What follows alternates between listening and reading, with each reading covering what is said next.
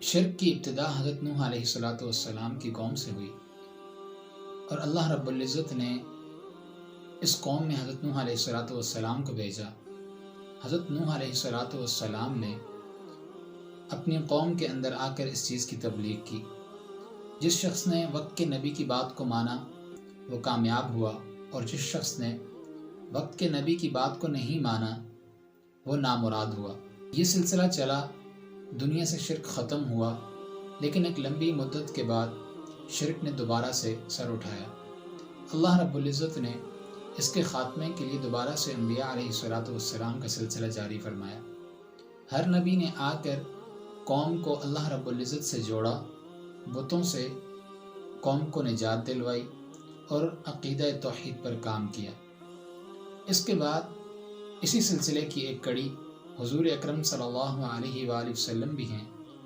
حضور کی بعثت کے بعد حضور علیہ السلام نے جہاد کیا بتوں کے خلاف، بتوں کو ختم کیا اور ساری قوم کا رشتہ اللہ رب العزت کے ساتھ جوڑا۔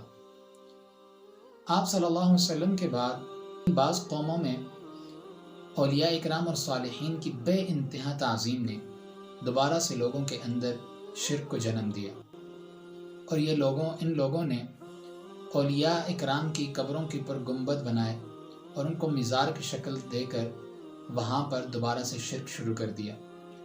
اولیاء سے مانگنے کا سلسلہ شروع ہوا، اور جب ان سے شرک کے بارے میں ان کو اطلاع دی جاتی، انہیں بتایا جاتا کہ تم شرک کے اندر مبتلا ہو چکے ہو، تو یہ وہی جواب جو مشرکین دیا کرتے تھے کہ ما نعبدہم، ہم عبادت نہیں کرتے، الا لیقربونا الی اللہ زلفی، کہ ہم صرف ان لوگوں کی عبادت نہیں کرتے بلکہ ان کی پوجا کر کے یہ لوگ ہمیں اللہ رب العزت کے قریب کر دیتے ہیں۔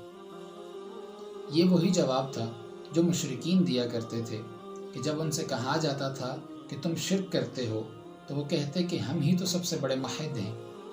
ان کے ذہنوں کے اندر عقیدہ توحید صرف یہ تھا کہ اللہ رب العزت کا ایک وجود کا اقرار کرنا اور اللہ رب العزت کو صرف عبادت کے مستحق سمجھنا، یہ عقیدہ توحید ہے۔ ایسا بالکل بھی نہیں تھا۔ اگر صرف یہی عقیدہ توحید کے معنی لیا جائیں، یہی مفہوم لیا جائے، تو پھر ابو جہل بھی مسلمان تھا، کیونکہ وہ بھی اللہ رب العزت کے وجود کا قائل تھا اور وہ بھی اللہ رب العزت کو عبادت کا مستحق سمجھتا تھا۔